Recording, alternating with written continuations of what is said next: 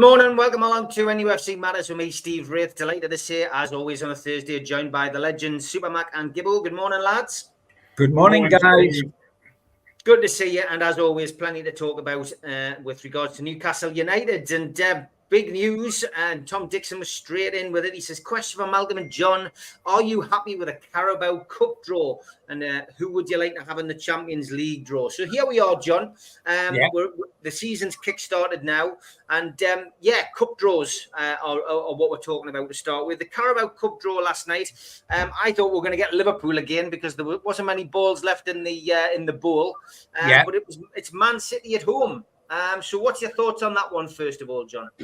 Well, it's like pulling your teeth out with a pair of pliers, really. But, I could have done without it. As all the names came out, Steve, and I was thinking, great, we can't play Arsenal, we can't play Liverpool, we can't play Man United. All these names were out. And I forgot all about City. So I think, we're going to get a good draw. Newcastle at home, great. Manchester City, not so great. There should be a law against it, but the law that actually applies is the law of averages. And considering when we got to the final last year, we started with Tranmere Rovers. We're now starting with Manchester City. It's slightly different, and the kudos is a bit bigger. They are the class act in the league. There's other class acts, but they are class act. The only good thing, I guess, is there's not replays. So we don't have to go to Manchester City. It's all done and dusted up here. And if at 90 minutes it's a draw, we'll go to penalties. And so I keep thinking of the first 70 minutes against Manchester City up here last season and trying to forget the last 20 minutes against Manchester City up here last season. We got to 3-1 and, But if we got pegged back and it was 3-3, we've got a penalty shootout. Listen, it's what it is.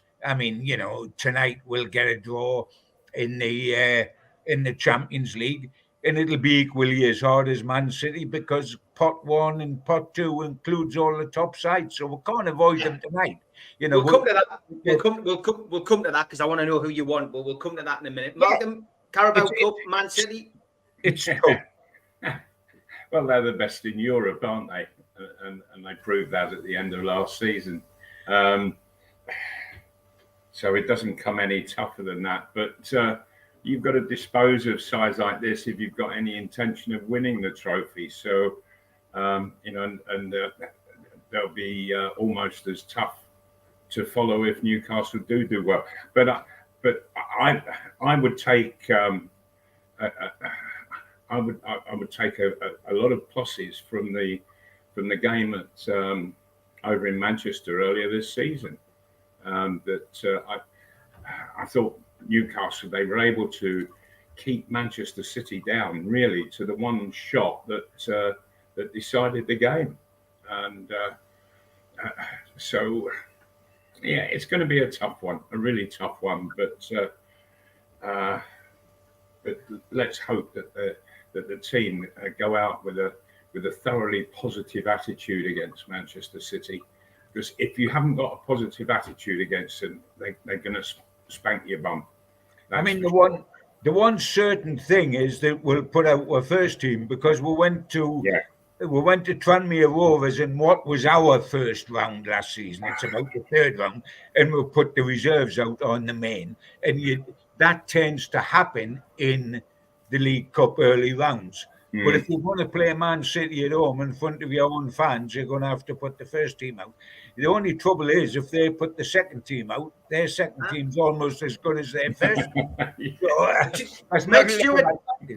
Mike Stewart says you've got to beat them if you want to win the cup, which I think is great. And to kind of phrase says, what respect do you think they'll give us? Do you think they'll play a weekend side? But Malcolm, John's just said it. A weekend side with Man City is just as good as the side that they would start with. Whatever 11 players they put out, that's not a weakened side. Mm-hmm. No. And the difficulty is, and people do say, and it's absolutely right, guys, they do say, wow, when you get a tough draw, you always say, well, you've got to beat the good sides to win the trophy. That's right. Yes. But if you're harsh, last year, if you look at who we played, the first good side we played, allegedly good side, was Manchester United. Mm. And they beat us at Wembley. The sides we played, and I'm trying to think out loud. It's that long ago. Did we play Palace and somewhere en route? We didn't have we didn't have what we call a top six elitist side until the final. And Man City are better than Man U. But hey, Man City didn't win this cup last season, so they got knocked out. Yeah, Southampton knocked out City last season, John. Yeah, exactly. So, I mean, it can happen. And the biggest certainty is they're not going to do the quadruple this season, Man City, and because that's never been done. The treble is rarely done. They're not going to do the quadruple. And let's put it another way. If they then produce a pecking order of what they want to win, they're going to put the Champions League in the Premier League first or second, whichever way round they want. Then the FA Cup third, and the League Cup's bottom of their list. So, all is not lost by any means. It could have been a darn sight easier. I would rather have been at home to Salford and had Gary Neville and all that mob up in the director's box and give them a right old smacking than have to play Manchester City. But you get what you get. Yeah, you do. Champions League draw. Lots of questions coming in, by the way, guys. Geordie Toonbalife, Tim Gill, I've got your questions ready to come up. Champions League draw, John. And yes. This is you mentioned potentially Newcastle getting the group of death.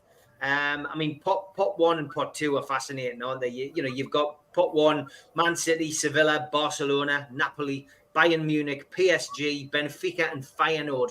Pot two, Real Madrid, Manchester United, Inter Milan, Borussia Dortmund, Atletico Madrid, RB Leipzig, Porto, and Arsenal. And in the rehearsal, Newcastle United drew Real Madrid, PSG, and RB Leipzig. Right. Well, we won't get them then, because you never get the same as the rehearsal. But I mean, the only thing for certain is that we're not going to get Man United, Man City, and Arsenal, isn't it? That's about the only lot.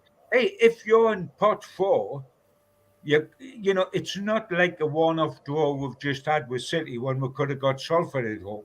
When you're in the Champions League, you get pot one, pot two, and pot three. So all the sides are theoretically higher rated than you. So you can't avoid good teams. And in a way, we don't want to avoid good teams. It's a group stage, so we have 6 games. We don't want to avoid a Real Madrid or a Barcelona or a Bayern Munich, do we? We want to actually play them. We want to play them. I don't want a pot one team, going through your list, Steve. I forget who it's just a bit sort of unattractive in terms of history. I'd rather have a top pot one team, and pot two will take Real Madrid. Although, to be truthful, we want an easier pot two because we want to finish second top, if not top, don't we, to get through. But it ain't easy. This isn't easy, and this is going to be big sides. So let's embrace it and let's have a bit of fun and wonder which one of the giants we're going to get tonight, which will be good fun to play them again. And the reason why I keep reiterating that I want Real Madrid is because historically, they are the kings of Europe. Historically, they've won more European Cups, Champions Leagues than anybody else. And they're the one team I haven't seen us play. I've seen us play in Europe against Barcelona. I've seen us play in Europe against Inter Milan, etc., etc. So let's have a new one that's really, really big. Bayern Munich with Harry Kane would be interesting as well, wouldn't it? What's your thoughts on the Champions League draw, Malcolm? Any preference? Well,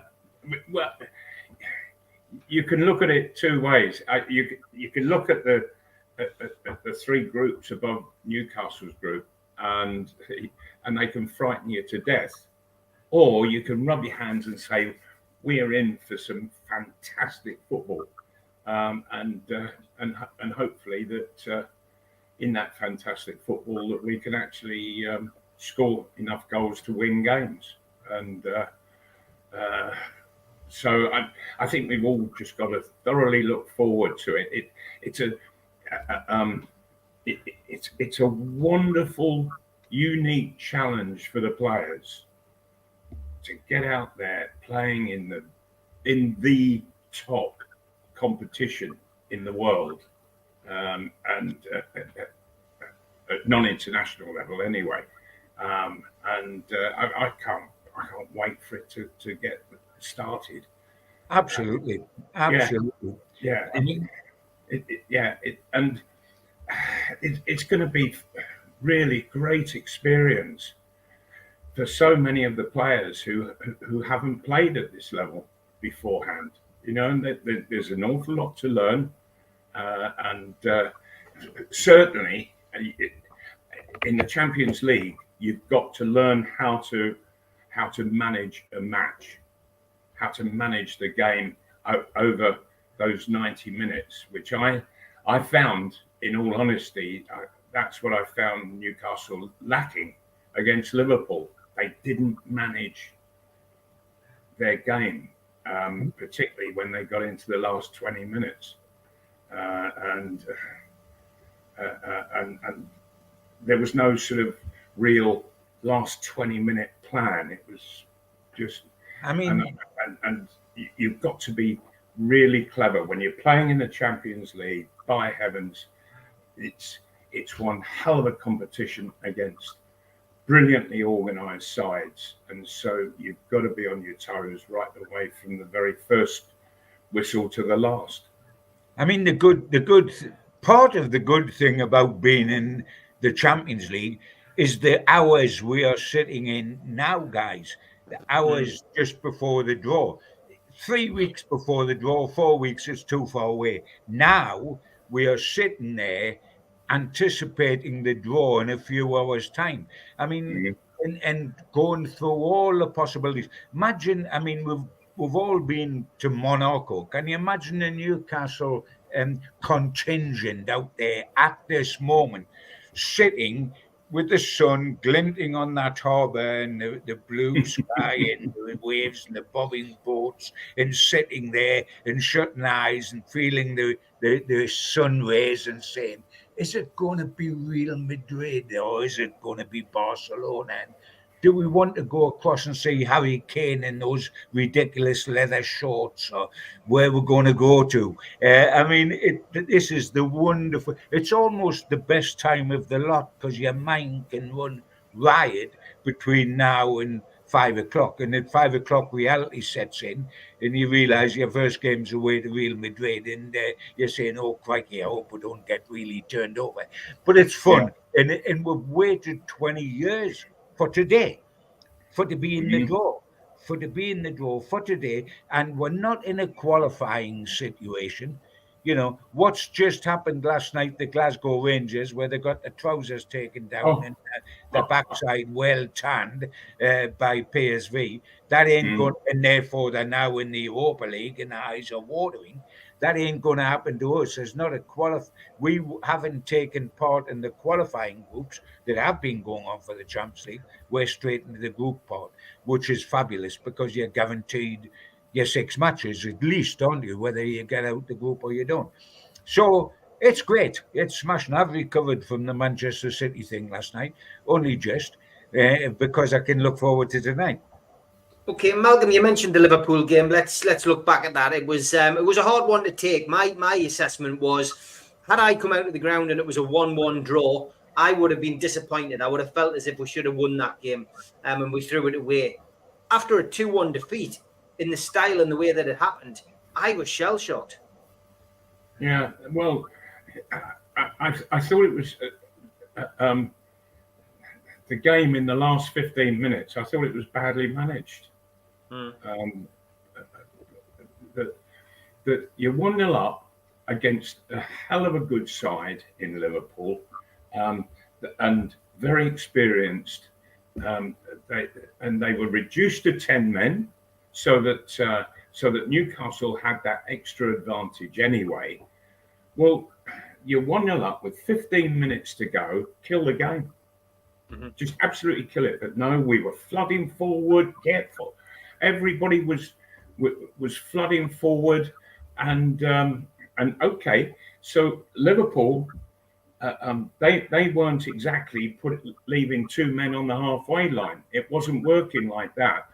but the speed with which they can attack, they can go off the edge of their penalty area at high velocity, which is exactly what happened.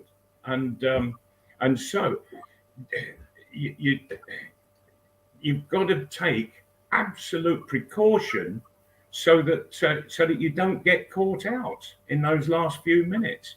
And I just felt that that the game was lost as much to naivety, Newcastle's naivety, as for any other reason. And you think, come on, we're coming into the last few minutes, kill the game. And okay, so that midfield isn't flooding forward, the defenders aren't going forward, just sit back, keep it absolutely safe, so that there can't be all of a sudden flying attacks from Liverpool. That there's enough numbers there. At 1-0, for heaven's sake, just kill the game off. And I spent 3 seasons at Arsenal, and they were one of the best ever, with a coach, Don Howe, who created this system that you could just kill a game. And I just found it dreadfully naive, the way in which Newcastle didn't change the game as time progressed. 1-0 up, make sure it stays that way. Okay, what was your views, John, when you left the ground? I mean, we've seen some defeats at St James's over the years, but that was a hard one to take, wasn't it? Oh, stunned, because I think we've paid tribute and honour and homage to Newcastle United, from Eddie Howe to his coaching team to his physical team of players. We've paid tribute right from the beginning of last season till now, and rightly so. But I think in most departments, we got it wrong on Saturday. We got it wrong. I mean, for goodness sake, I agree with Malcolm absolutely. Once you get to 10 minutes from time, which we were 10 minutes from time and 1-0 up and 11 men against 10. And then we were on injury time when they scored the winner. But before that, for goodness sake, they were down to 10 men after half an hour. There was an hour left and we were 1 up. And we are 1 up already. Now, we could have killed the game the other way. In the rest of the first half, in the beginning of the second half, if we'd scored a second goal, the game was killed then. But we didn't look like... I didn't think we went 11 against 10 when it initially happened. I didn't think we went about our game correctly. At the beginning of the second half, I'm saying to myself, this is going to go wrong, because even when we were attacking, we weren't attacking with the verve against Villa. We weren't attacking with ideas. Then what happens? 2 of our best players, in my eye, Anthony Gordon was killing them.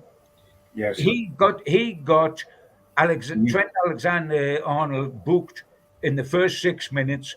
I agree, it shouldn't have been a book, and it should have been a foul against Gordon, who shoved him over the touchline. He threw the ball back on. That was a harsh booking, but never mind. It was a booking. Now, then when Trent Alexander-Arnold then took out Gordon, he should have been red carded. There's no question. There's no question about that. And the referee, John, was going for his pocket, and he realised he'd already booked him and whipped his hand away. Yeah. But he changed his mind. But that's our fault, not theirs or the refs, that we didn't cash in, because we went to 10 anyway. We went to 10 with Van Dijk, but I mean, Trent Alexander-Arnold then gives away the goal. It was his mistake. The ball wasn't under his foot. It left Gordon clear to go and finish well. You know what? From then onwards, he was terrified of Gordon because of Gordon's pace. Running on him and going either side. He's terrified to touch him because he realised if we touch him once, he'd be sent off. But if he just had a missed time of tackle, and by the way, the one thing he can't do is tackle. Trent Alexander. He couldn't tackle a fish supper. I mean, that's what's wrong with him. That's why they tried him in midfield. He's great on the hoof going forward. He's not good defensively. And he was terrified of this guy, because if I get it wrong, I'm sent off. I've already should have been sent off. I've already given away a goal. I'll be sent off. We'll be with 9 men. He didn't touch him. So what do? We don't feed Gordon. We take him off. We take him off when he's got Trent Alexander-Arnold on toast, buttered, hot butter melting, the whole kit and caboodle. We take him off. Not only do we take him off, we take Tonali off, who's doing terrific as well. And we all of a sudden, I'm certain with hindsight, I'm not having a go at Eddie because he's got so much in the credit column, he's bound to get a minus. But if you accept a load of praise, you've got to accept criticism on the very odd occasion. It is warranted. And that was a massive mistake. And deep down in his heart, we're all human, we all make mistakes. The best managers make the fewest mistakes. And Eddie Howe makes only a few mistakes. But bringing off Gordon, I thought, was an absolute clanger. All of a sudden, we're 11 against 10. We're only 1 goal. We've missed a couple of chances. Almiron missed a chance. And their substitutions were clever.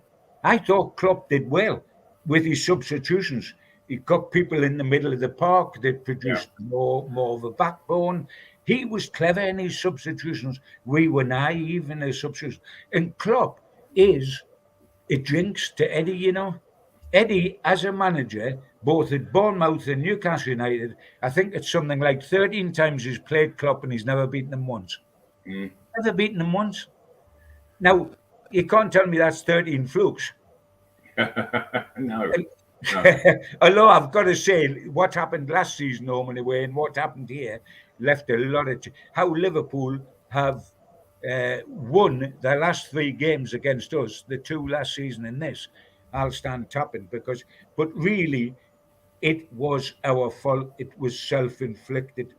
Our defeat was self-inflicted. And you know what we've done now? Sorry, Steve. You know what we've done now? We've suddenly put a little bit of pressure on ourselves that wasn't there because we've lost at Man City. No shame or anything in that whatsoever. But we've now lost Liverpool and we're Brighton away. That's not easy. That's not as hard as some people think, but it's not easy. And we can't afford to go 3 defeats on the trot. No way we can afford 3 defeats on the trot. In the league, when we got 3 defeats on the trot last season, all 2-0, one of them was the League Cup final. So that didn't damage our final position in the league. It was only 2 defeats on the trot. We've got to go down there now. We must avoid defeat, and if at all possible, we must win. 3 defeats on the trot would be unthinkable to then stew over that for a fortnight of the international break. Yeah, I've got to ask this question from David John Cook. He says, do you think Eddie's getting too predictable with these substitutions, Malcolm? Obviously, the first few games, he's gone with the same kind of substitutions. You've managed a team, quite a few years back. You were at Fulham, obviously. And did you do that? Did you have favourites? Did you think, I've got to give him game time? Obviously, there was less substitutions in your day. Well, there was only the one. Yeah. And so you held that back in case you got an injury. You weren't able to make substitutions on a tactical basis back then.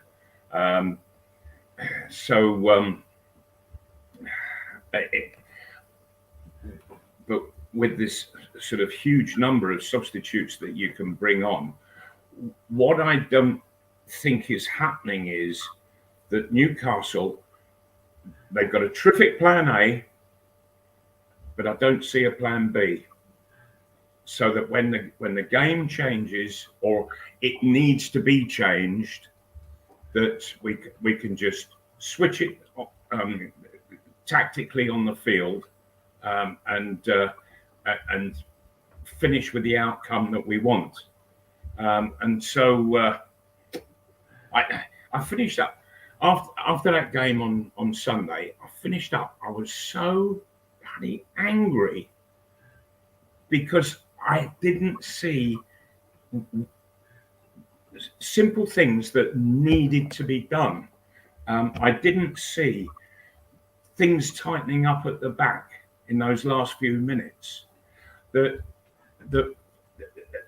players were flooding forward at times, and I just feel that you've got to put the skids on them. Mm. In the last few minutes, for heaven's sake, you make sure that you keep it absolutely safe. That the equalising goal of Liverpool's, it actually came off the edge of the Liverpool box. Bomb, bomb, bomb, bomb, bomb, bomb, bomb. Thank you very much. And the fella struck, and still nothing was learned from that. And he scored an almost identical goal just a short while later, and that won the game. And I didn't.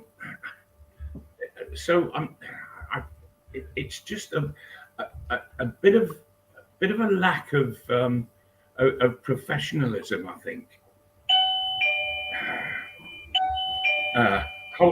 Sorry. No worries, Malcolm. I'll take you out. What's your thoughts on the substitutions, John? Yes, they are predictable at the moment because you've got Barnes and Wilson, and you know that having spent huge money on Barnes, he's going to try to get him on. And Wilson, he's loved from way back in the Bournemouth days, and he is in England centre forward. So he's going to try to get them on. You know, we don't know what's going to happen this weekend in terms of team selection, but I don't think it'll all be predictable this weekend either. So it's going to be fascinating to see what team Eddie puts out this weekend, because there's all sorts of possibilities. We've gone with an unchanged team for 3 games, and while other subs have been used, we know that the first 2 to be used in the second half has always been Harvey Barnes and Callum Wilson. And so it proves. So it has been predictable so far. It'll be interesting to see how predictable it is this weekend, both in his starting 11 as well as his subs that he brings on. But, you know, I think this is a huge pressure game now. Because of that Liverpool result, it is a huge, huge pressure game because we've got to avoid defeated Brighton. Got to win if at all possible. And it's capable, by the way. Brighton, I think I said last week when they were top of the league after 2 games and everybody's saying what a wonderful side they are, for goodness sake, they'd only beaten Luton and Wolves, who will be in relegation fight this season. And then the first time they played a half-decent side, West Ham at home, they got cuffed. So both sides are on a revenge mission. They'll be saying, well, we've got to win against Newcastle at home because we've just lost to West Ham and the bubbles burst. Pardon the pun. But, you know, so that we're both on this recovery mission, but it won't be a stroll along the seafront at Brighton.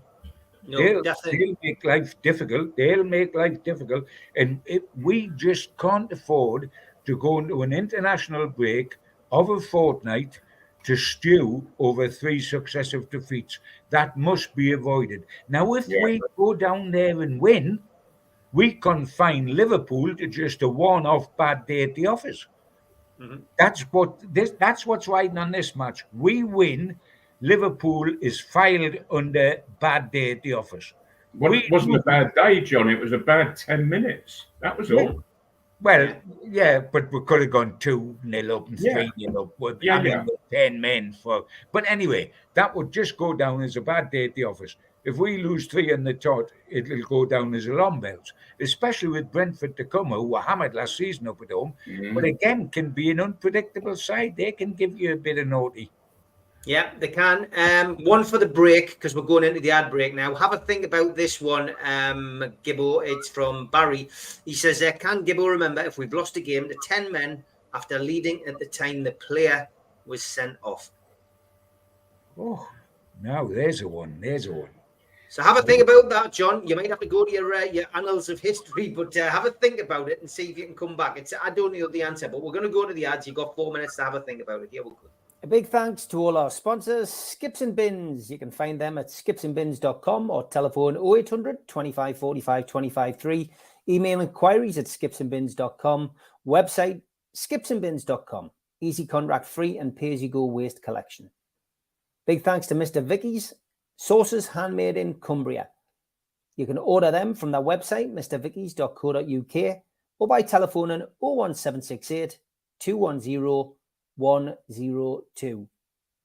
A big thanks also to New Workwear. You can find them at newworkwear.com. They're an agile and dedicated workwear provider. Welcome back as well to United Travel. They are a UK coaches firm and they are based in the Northeast.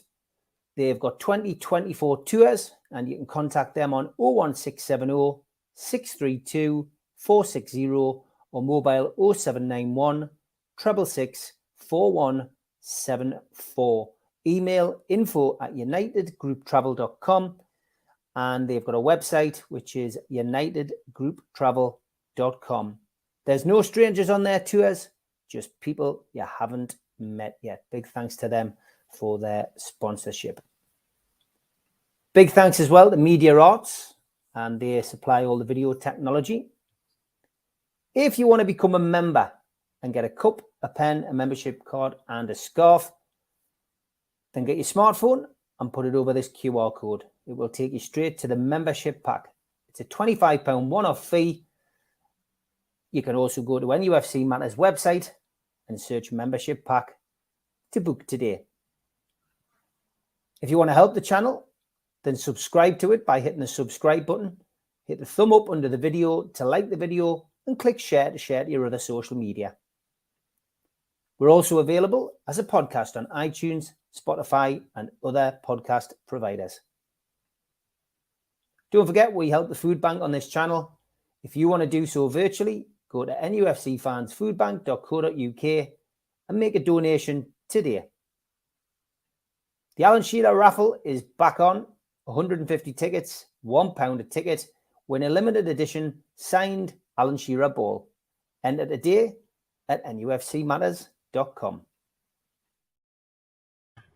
Okay, it's a difficult one. I've been racking my brain as well, Gibbo. I bet you haven't got the answer. No, I haven't. Somebody will come up with it. I mean, right, can I just hit your memory, John? Do you remember when Bowyer and Dyer had a fight and they got sent off? Oh, I remember that. Yes, I think Bowyer won on points. Sorry? I think Bowyer won, got the decision on points. Okay, but what was the score at the time, and what was the outcome of the game? We ended up with 3. Oh, we got well tanked by them, but we were always getting tanked. Taylor had been sent off. The centre half, Taylor, had been sent off before them two.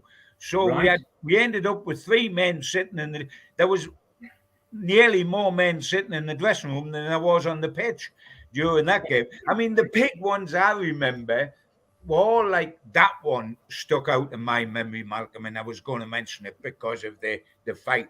I mean, that was unique. We fought each other on the pitch. That was unique. And we've had guys sent off in the past. I mean, I always remember when we played Arsenal in the 52 Cup final when I was a little lad, we played against 10 men, but we won 1-0. But it wasn't the sending off. Barnes was injured.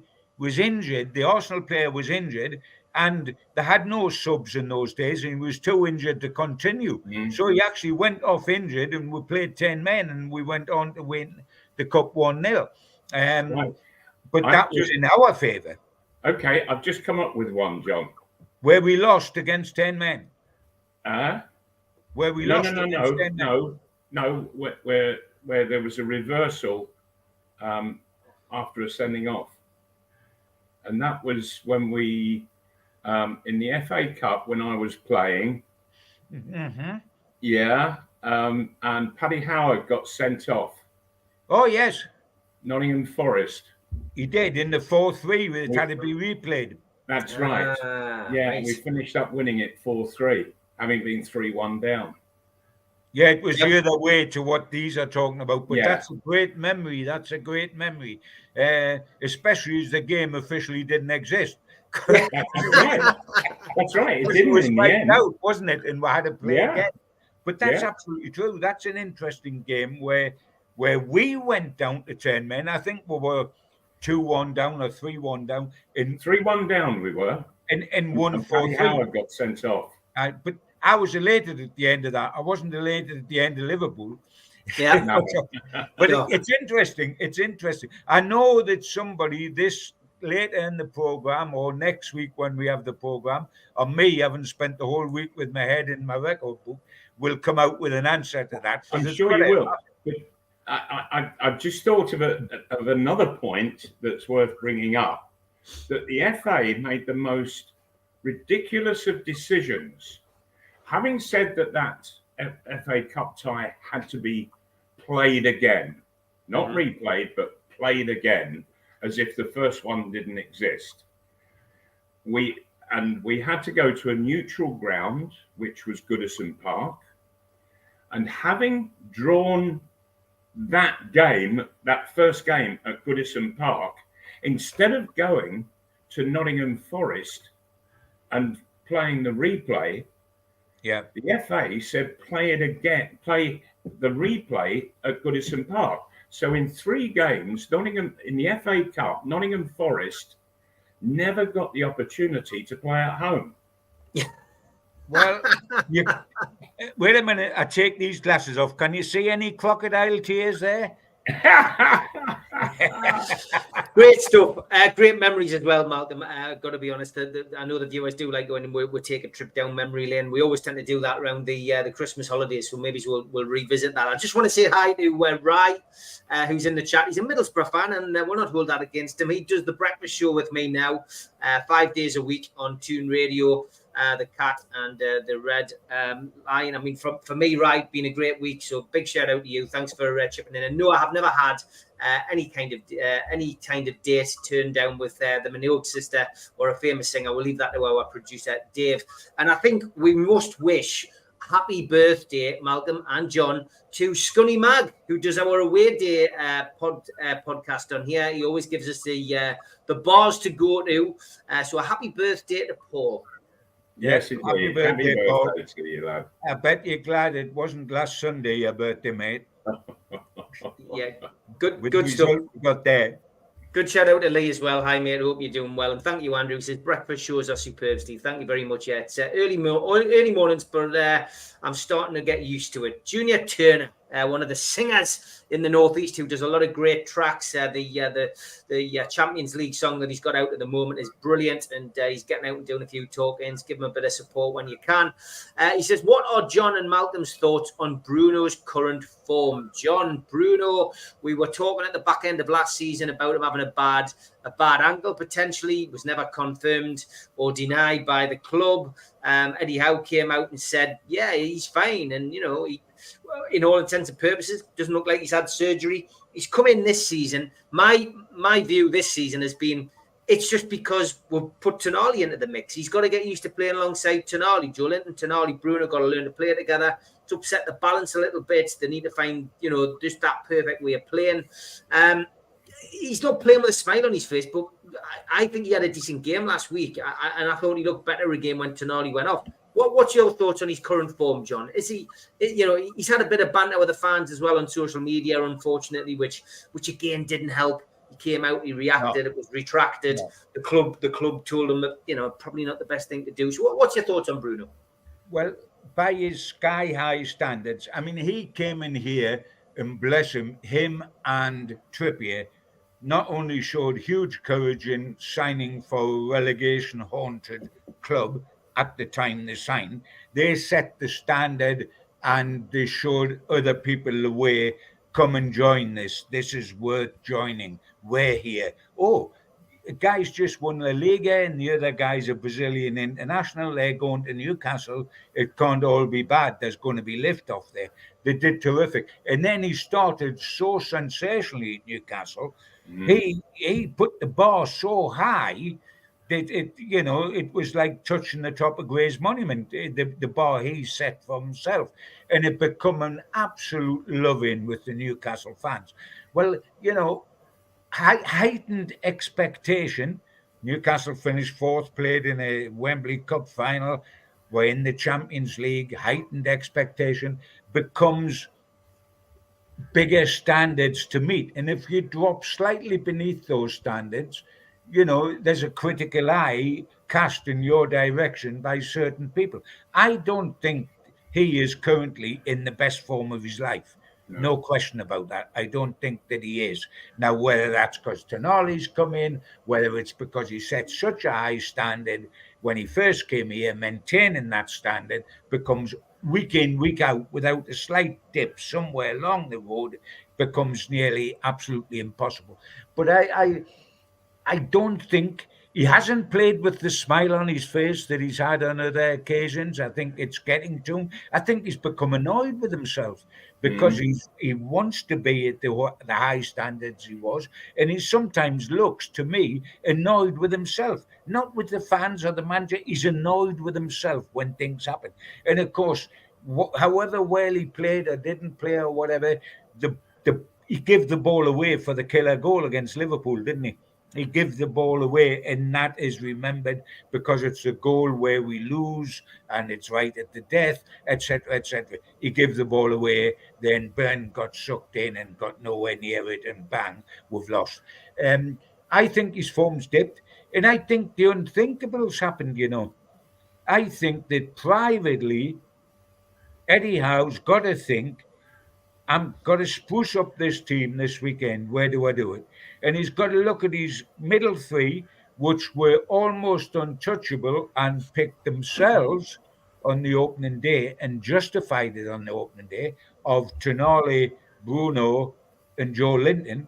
And he's got to say, is there anywhere in that where I should either be playing Longstaff because of his tenacity and his work rate and the fact that we're away from home, or do I really gamble and play Anderson, who's good enough to get in the full Scottish squad this week and was the star of pre-season? And if so, who would be the one you left out? Would it be Tonali? I don't think it will be. Would it be Joe? Or would it be Bruno? So Bruno, whether he likes it or not, and we know he doesn't like it, is a little bit under the cosh. Yeah, personally, John, just to answer that question,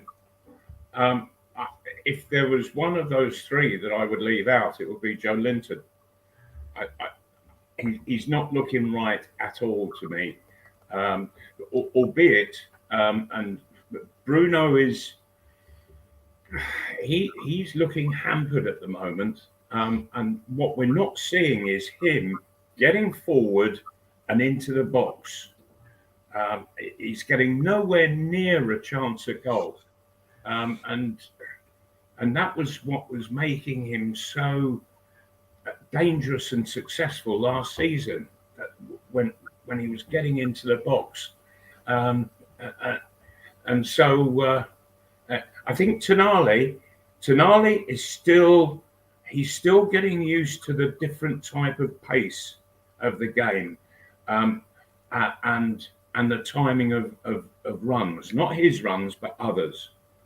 And there was a little spate on Sunday where he gave away the ball 3 times in about 3 or 4 minutes, and it was each time that he looked up, played the pass, but somebody had then shut off.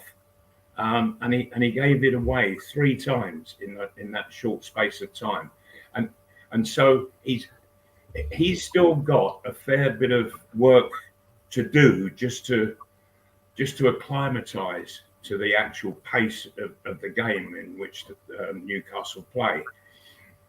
But Joe Linton, I'm not seeing anything truly constructive from him at the moment, and I do think that at the same time that the running and the effort that Sean Longstaff puts in is being missed. It's being missed by the side in general.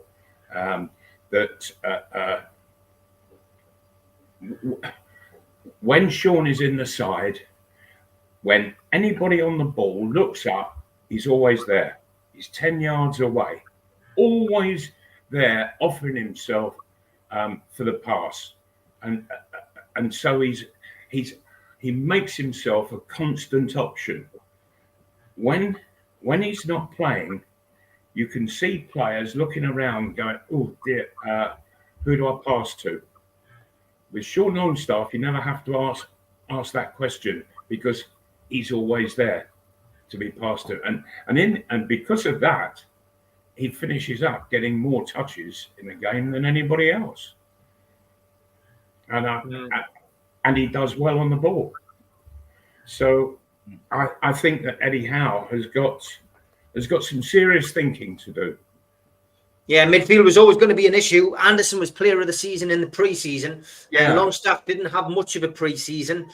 He's brought Tonali in. And there's so many problems. I mean, they're good problems to have, but they're not good problems to have when you're losing games. And fair enough, we've lost against Liverpool, we've lost against Man City. But John is right. Newcastle going to Brighton this weekend is a must not lose game. Newcastle can't go into the international break losing this game. So we do travel to Brighton. It is on TV again. 5:30 kickoff live on Sky Sports on Saturday. We will be attempting to win our first away game against Brighton in the Premier League at the 7th attempt. The previous 6 visits have brought 4 draws, 2 defeats, and only 2 goals scored. We did, of course, meet in pre-season back in July, which seems like years ago, and 2 goals from Elliot Anderson secured a 2-1 victory in the USA. All 3,000 away tickets have been sold. And don't forget, folks, if you are travelling, ID checks are going to be imposed at the away end, same as it happened at the Man City game. So please do not take that gamble. If you have bought a ticket and you've passed it on to somebody and you haven't notified the club, you could lose your season ticket. Do not do that. Okay, as for team news, a little bit early for team news, but we do know Joe Willock, Emil Kraft, both unavailable.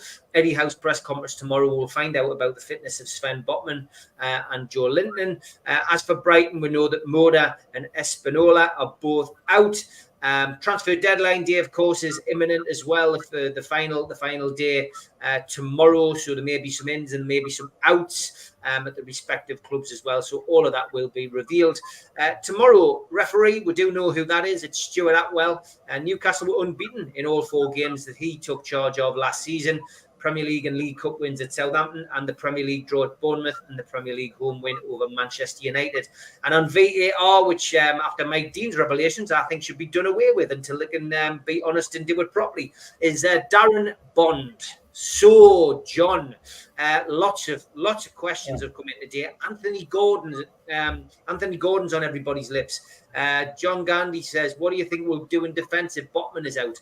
Botman could be out. Would it be Hall getting a debut? Would Target be in at left back and moving Burn to centre half? Other people asking about the midfield situation. Tim Gill says, question for Malcolm. Now that Maximin's gone, who do you think should be on the left wing, Gordon or Barnes? Lots of questions, John. Lots of potential changes at the weekend. And I'll chuck one into the mix as well, John. Isak and Wilson. Isak's been the one who's been chosen at the start, but this was on Sky the other day. And there it goes. Wilson, 33 appearances, Isak 24. Wilson scored 19, Isak scored 12. Slightly better touches per 90 minutes goes to Isak, but percentage of touches in the box where it does count for goal scorers, 25-17 to Wilson. Shots per 90 minutes, more for Wilson over a 90-minute period. And on target, more for Wilson over a 90-minute period. Again, some would say that's what counts. Isak, of course, 3.9% to 1.7% in dribbles. But that throws out another interesting question, John. This is a big one. This is a big game. We don't want to lose.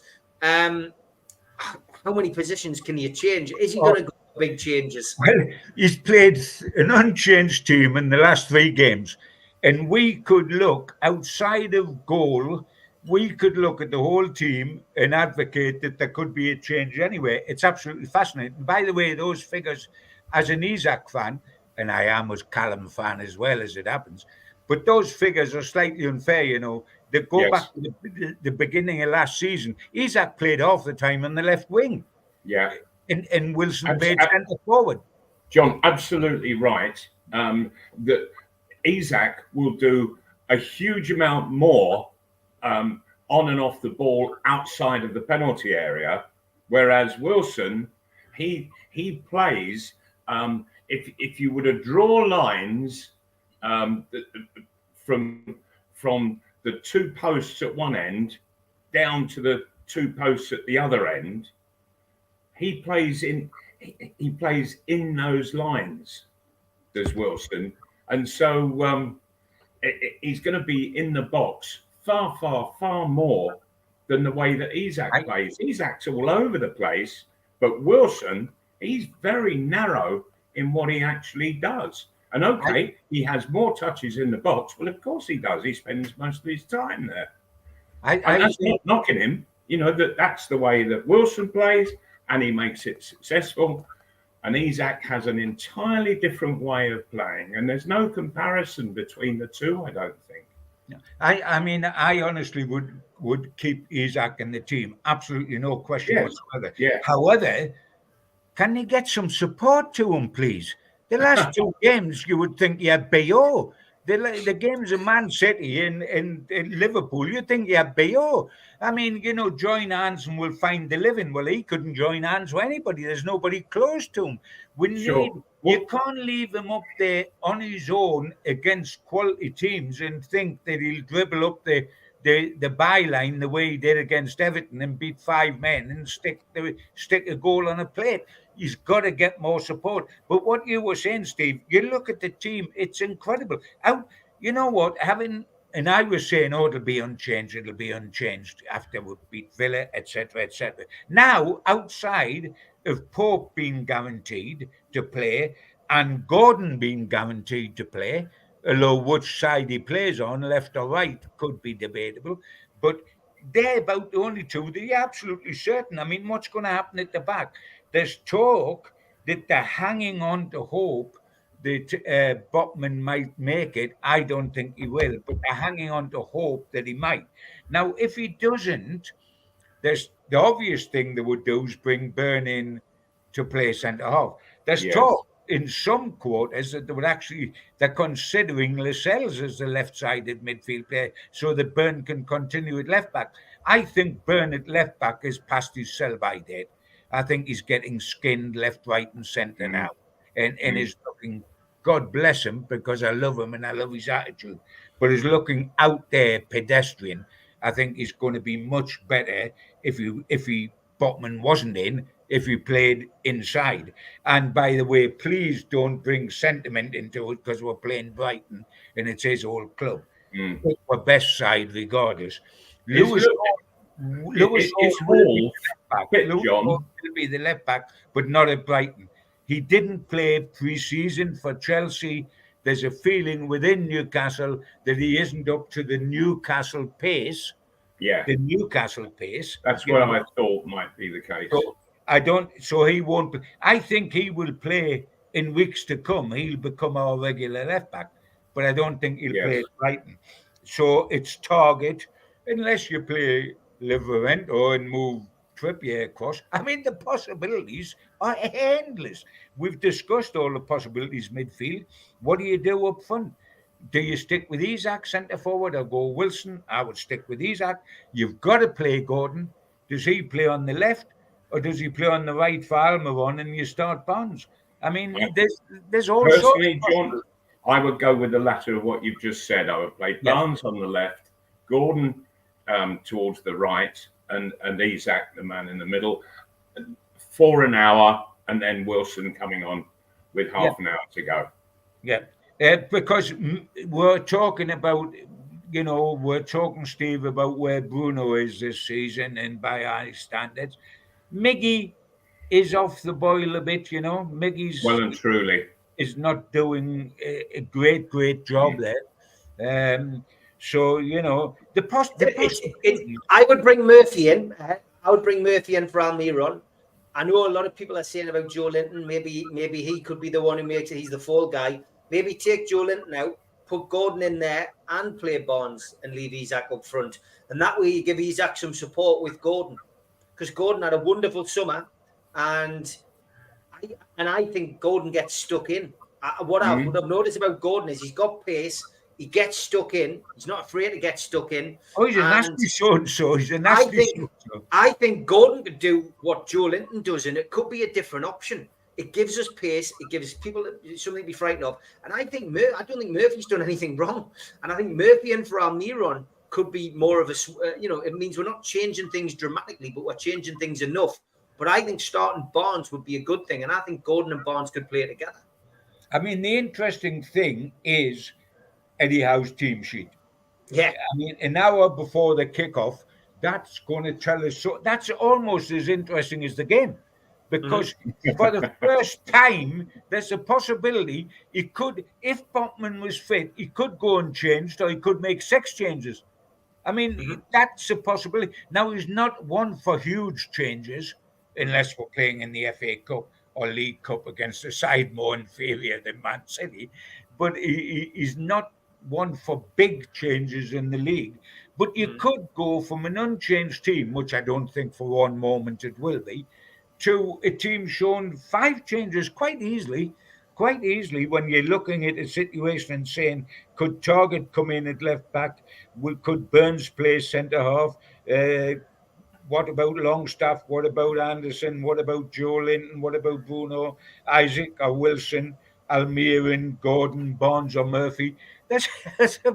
For once, we genuinely have no chance of second guessing the Eddie Howe team with any accuracy.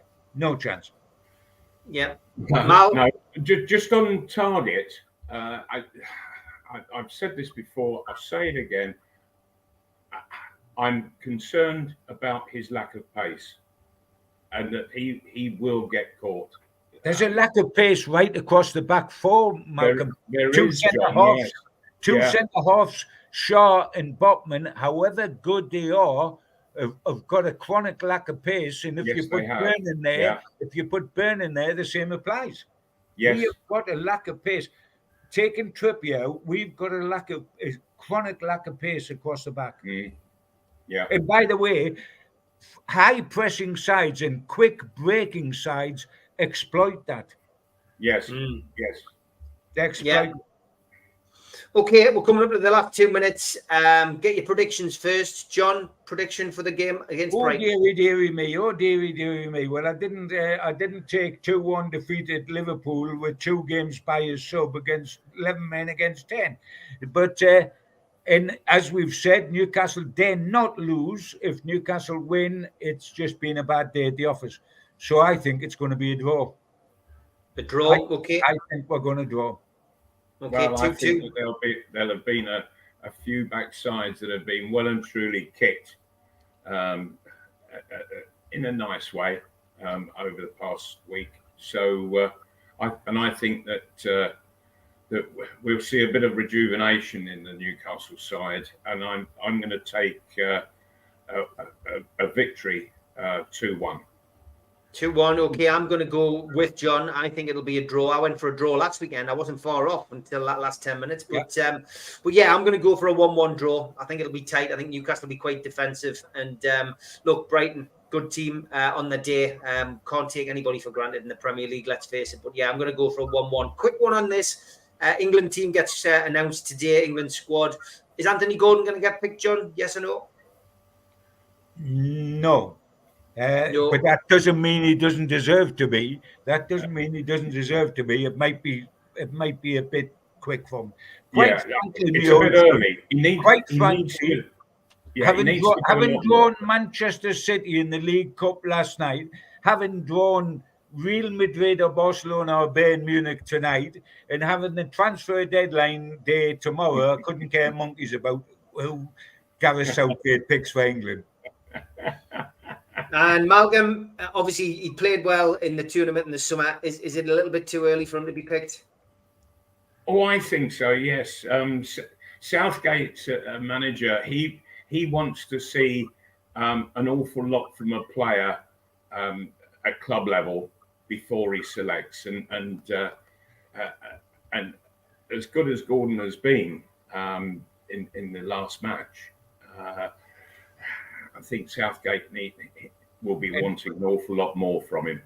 And you'll you'll get him thinking. I mean, he's been conservative in picking Phil Foden and Maddison, who's now at Spurs. And they must be ahead of Gordon in Southgate's mind. He is cautious. I mean, he's the only bloke I know that wears belts and braces. As always, that hour passes far too quickly, but as always, it's great to be with Supermac and with Gibbo. We will see you next week, lads. Take care. Thanks for joining us. All right. Goodbye, everybody. Enjoy the game at the weekend. Keep the faith, guys. Keep the faith.